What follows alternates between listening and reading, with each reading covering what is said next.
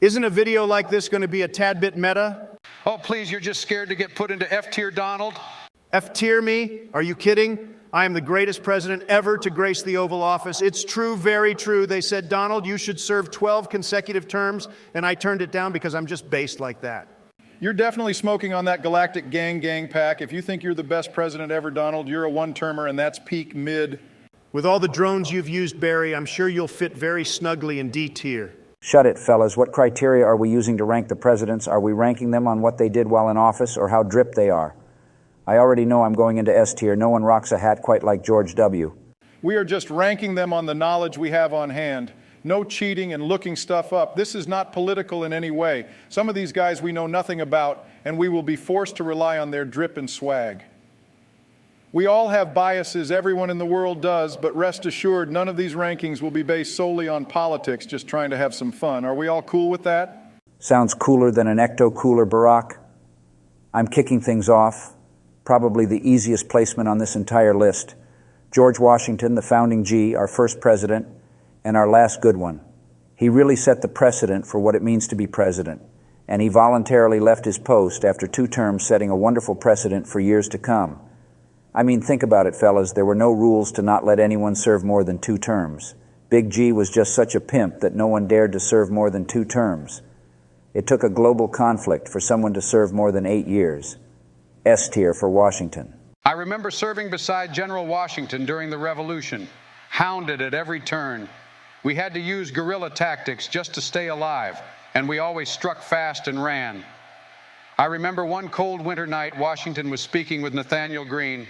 The blizzard was storming so hard and fast, I'll never forget the wise words Washington spoke on that winter night. He looked into the candle and said, "Damn, homie, this shit cold." So inspirational. Whatever you say, dumbass. Anyway, John Adams was our second president.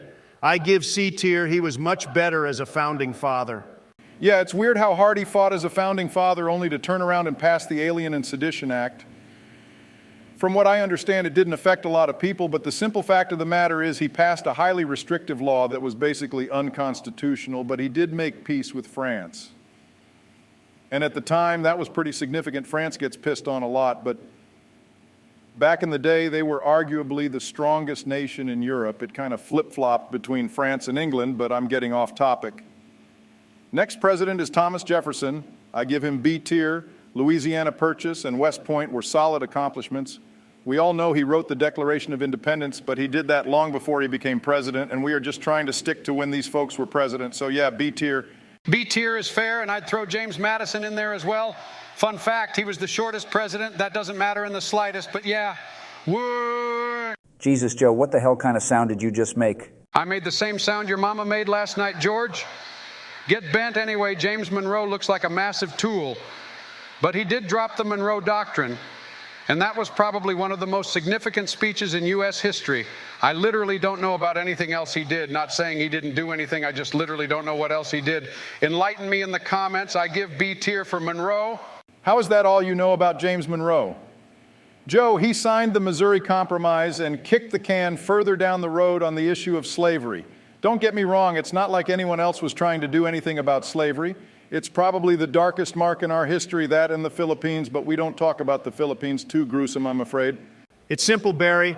Human beings are stupid. I'm sorry, it's the truth. Even today, we are all just stupid. Too many people have some sort of coping mechanism that makes them think they are better than others.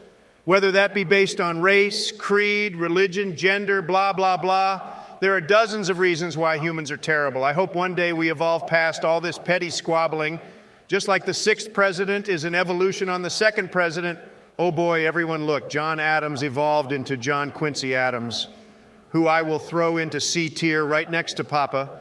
John Quincy Adams did a lot more for the country when he wasn't president, and some people debate his appointment as president as a sort of corrupt bargain. Couldn't be me. Yeah, it was a bit shady from the outside looking in, but a lot of accounts also say that Quincy Adams did everything by the book.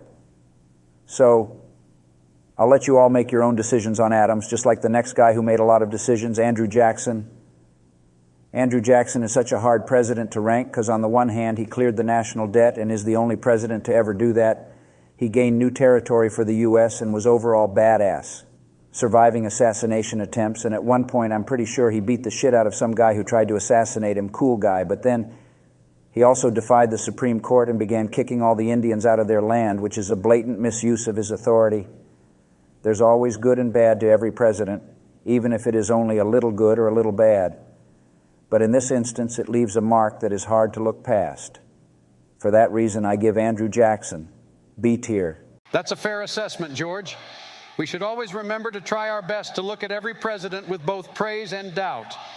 For one without the other will leave you blind or angry. Wow, that's a cool quote, Joe. Who are you quoting that from? I'm quoting AITOB, of course. Dope quote from a Chad. Mad respect. Unlike the next President Van Buren, he just didn't do anything and had to handle the panic of 1837. And I don't think he handled it particularly well. D tier for me. Cool hair, I suppose.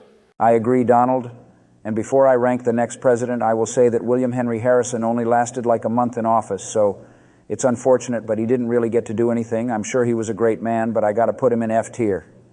Unfortunately, it's not his fault, but his drip alone isn't all that goated. And he only lasted a month in office, so unfortunately, I give him F tier. Harsh but understandable. The president after him was John Tyler. He was the first vice president to assume the role of president after Harrison's death. Setting the precedent and adding a new role to the vice president, John Tyler got us Texas, which was a pretty big deal. I think he also did it just a few days before Polk became president. He only served one term, which is obviously cringe.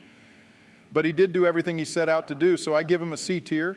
Why only C tier? He got us the big old Spanish grandma that is the state of Texas. I mean, you said it yourself that it was a big deal. Well, you have got to understand that Florida was also accepted into the Union during his presidency. And it was a slave state, which rubs me the wrong way. And let's be honest, Tyler had no drip at all. He was straight dry as hell. And he married someone like 30 plus years younger than him, just a bit cringe. It was a bit cringe, kind of like the next president, James K. Polk. He did get us a lot of territories, including the Southwest and California. But let's be honest here, the Mexican-American War was definitely a war of aggression. We were manifesting our destiny all over the faces of the Mexicans. And that should be acknowledged as not the nicest thing to do. But I got to put the guy in B tier instead of C tier because he really is chill like that. I mean, look at this man. I really didn't know he was chill like that.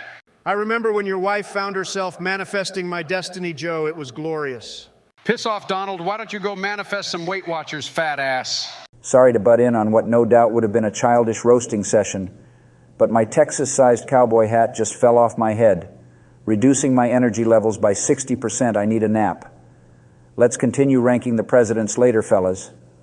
We'll see how this video does. And if the pimps in the comments want us to continue this, we will. Adios, fellas. Eat shit. Smell you later. Well, I guess I'll go back to reading the Boruto manga. I will admit that it is a lot better than the anime Peace Out, Homies, Obama Out. This isn't over, Donald. Nothing is over. You just don't turn it on.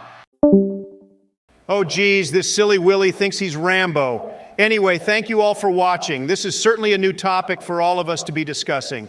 If you guys enjoy this series, leave a like and please subscribe. I'm trying to stick it to Melania. She thinks we won't hit 10,000 subscribers by the end of the year. I looked at her and I said one word. I said, wrong. That's all I had to say. Let's prove her wrong, Chads. Subscribe. Peace out. See you in the next video. This is total bullshit. Why wasn't I invited to this? I'm a president too, you know?